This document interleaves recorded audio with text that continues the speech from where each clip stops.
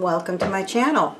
Well, today we're going to make some shortbread cookies. So let's go ahead and get this started.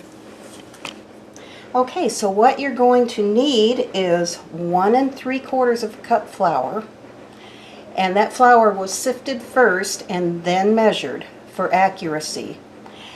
Then you're going to need 1/4 cup of cornstarch sifted in with that flour. So you're going to sift that flour a second time with the cornstarch added.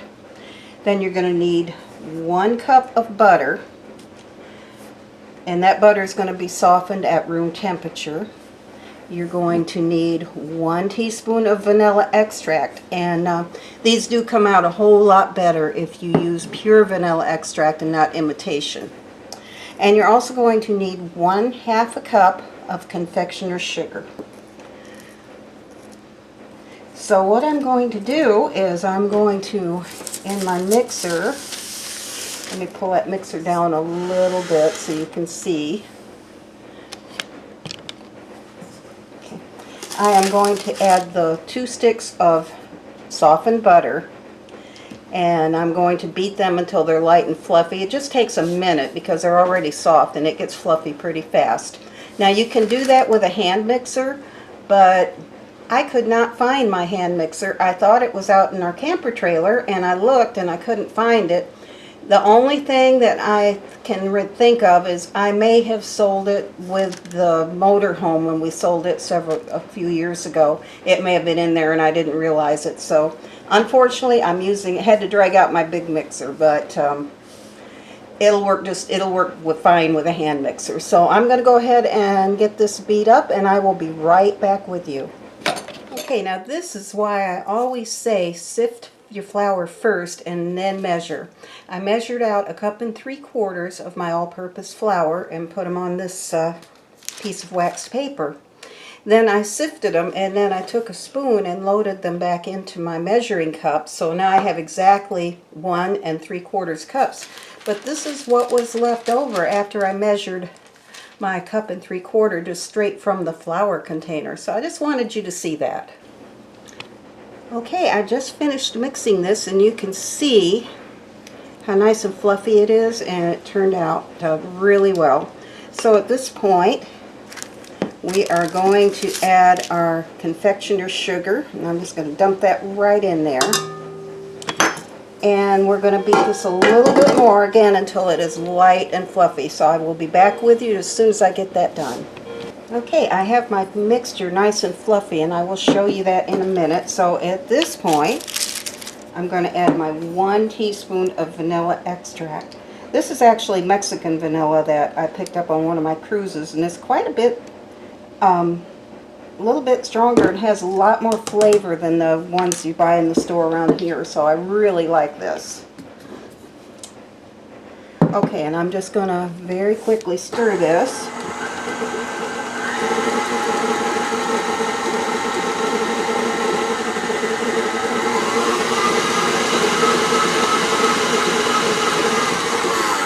All right. And this did not take long to do at all, because that butter was very soft, and it made everything mixed in really well. Alright, so at this point, let me get this mixer, that beater off of there. Okay, I'll lay that down. Okay, and there it is. There's our butter and confectioner sugar mixture and the vanilla all mixed together. Alright, so I'm going to move this back a little bit out of the way. And hold on just a second. I've got a little mess here I wanted to get up. There we go. Okay. I'm going to move this aside. Okay. And I'm going to put this right here so you can see. Hold on a second, I'm going to reposition everything so you can see. Okay, here is our bowl, and with our confectioner sugar and butter. Now at this point, I'm going to grab a spoon, and I'm going to start adding in my flour. Now at this point, you don't want to use a mixer. You can use your, I'm just using a spatula. And we're just, you see, we're just going to mix this in. And because we sifted that flour, pretty much sifted that twice, you're not going to have a lot of lumps or anything to deal with. And we're just going to keep adding this a little bit at a time till we get it all incorporated.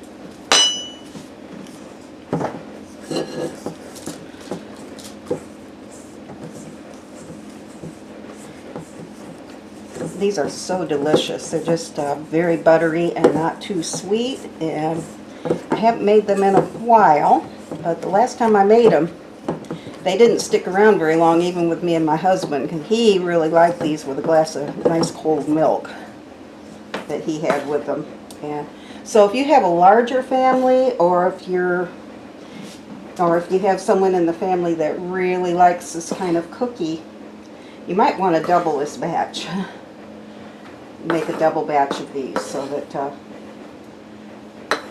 you'll have enough. Now, if you make too much, it's not a big deal because these will freeze well.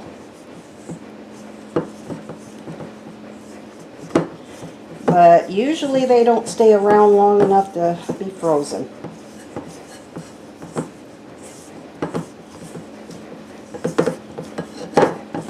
Okay, and the rest of this I'm just going to go ahead and dump in.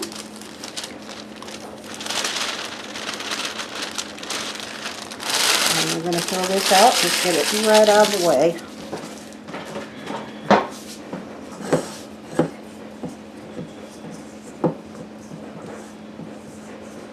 Alright, and I'm just going to keep stirring this in until I get it all mixed together, and then I'll show you what we're going to do after that. So, I'll be right back. Okay, my cookie dough has come together, and it didn't take very long for that to happen. So now what we're going to do is just spoon that right on our plastic wrap.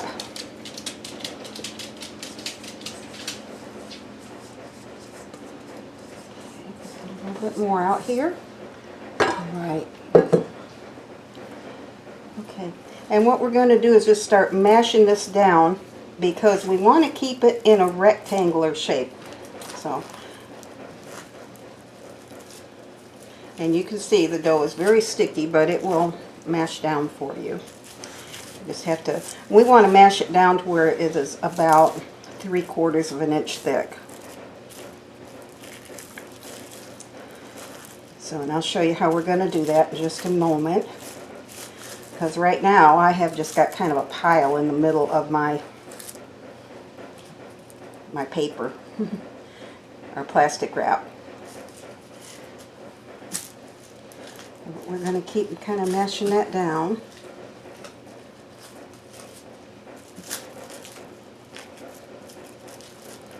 Alright, and what I'm going to do at this point, I'm going to take, I have extra large piece of wax paper, or not wax paper, plastic wrap.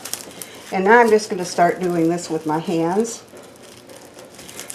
until I get it down to just about 1/4 of an inch in thickness. That's where we want it to be.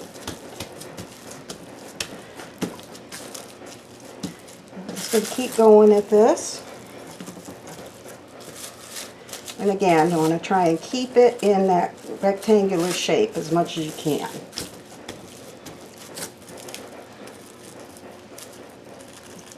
The plastic wrap has kind of come up on that side. Did not mean for that to happen, but we'll fix that. Not a big deal.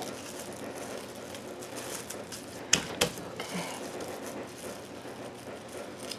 You see, mine is still a lot more than 1/4 of an inch in thickness, so we're going to keep working at it. Pushing it down until I get it where I want it.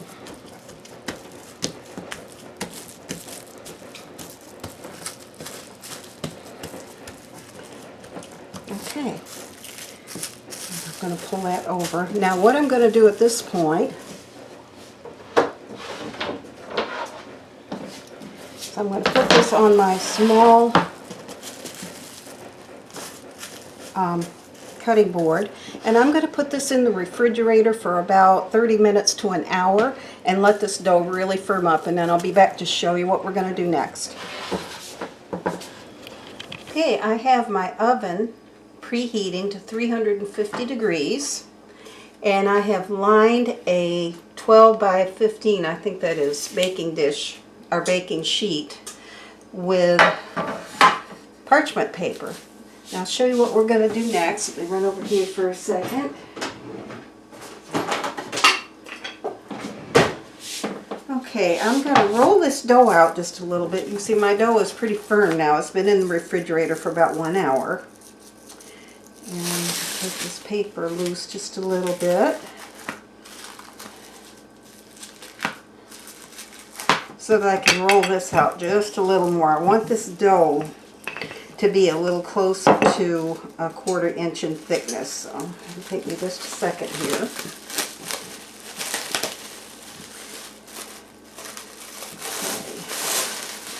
All right, and I'm going to open it up, and now I'm going to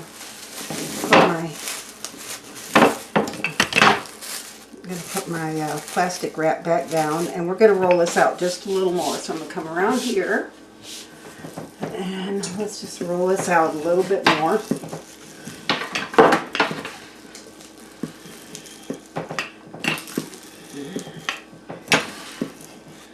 And because we kept this in a rectangle and kind of mashed it down pretty well before we refrigerated it, we didn't have to do too much with it right now.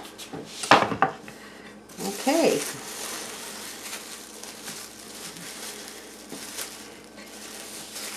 Now what I'm going to do at this point is I'm going to turn this dough and make sure you can see.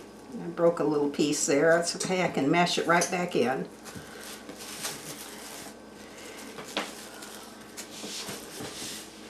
Okay, I'm going to take my pizza wheel, and I'm going to cut this in half right down the middle. And I'm going to cut each half also in half, so it's going to make four strips right there. Now the next thing I'm going to do is go across the other way. We're going to cut this into squares.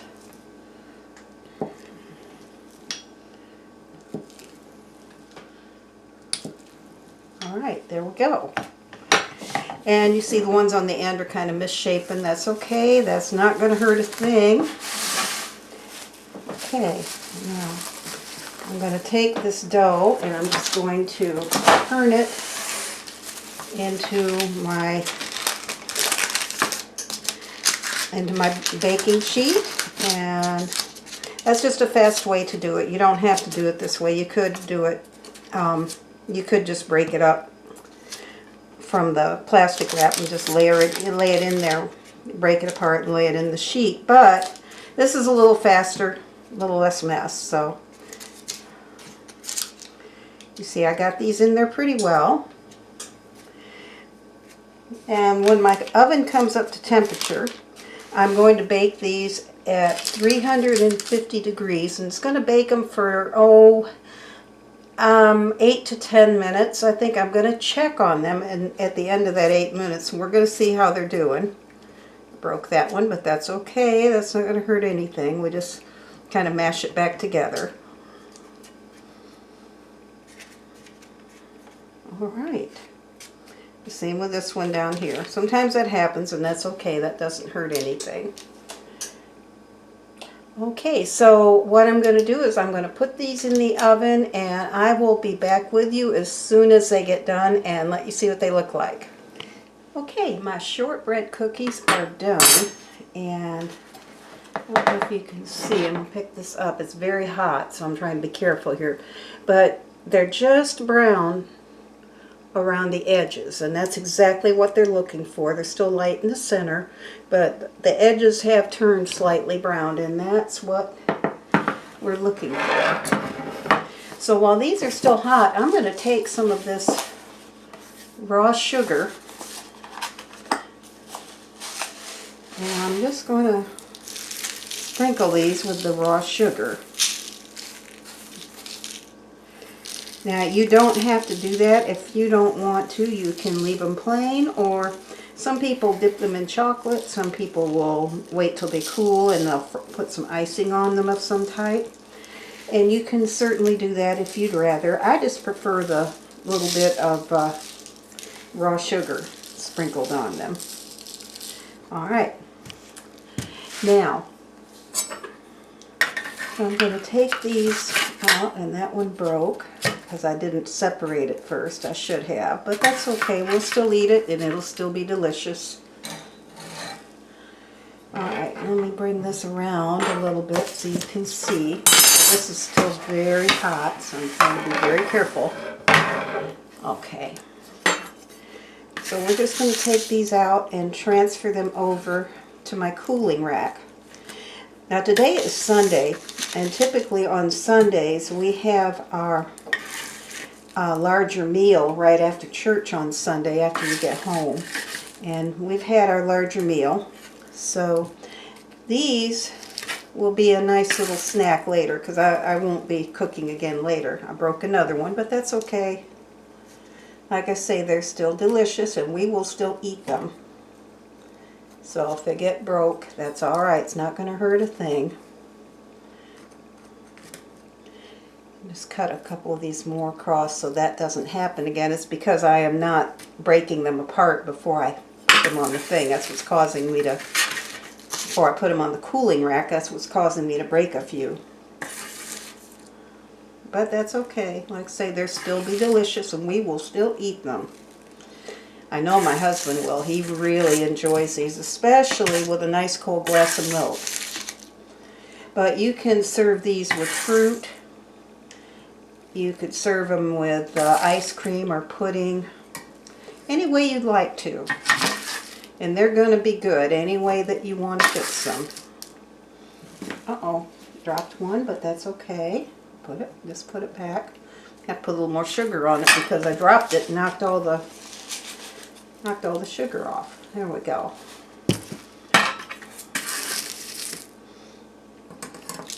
So you can kind of serve these any way you want.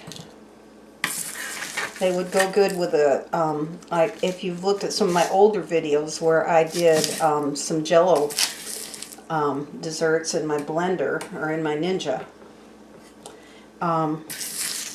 It would go real good with those. You just kind of stick them right on down in there.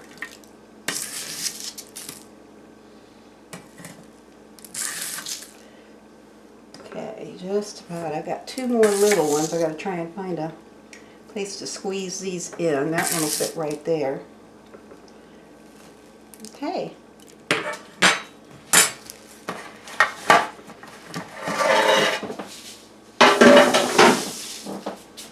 And here they are. So when they cool, I'm just going to transfer them over to a serving plate. And they'll be there when anybody wants one. Alright, and I'm going to take this little one here that's kind of odd shaped. And we're going to try it. I'm going to taste of it and let you know how it turned out. So, let me get over here so you can see. These are so good. They're very light, they're buttery, and they are not too sweet. Well, I hope you enjoyed today's video, and we'll give this recipe a try, but I will tell you that you better make a double batch if you do, because most people really enjoy that, especially children after school or that kind of thing. Husband watching TV late at night. Mine likes to have it cooked with a good glass of milk. But anyway, I do want to thank you for watching, and if you enjoyed this video, please give me a like and consider subscribing to my channel. We'll see you next time. Bye for now.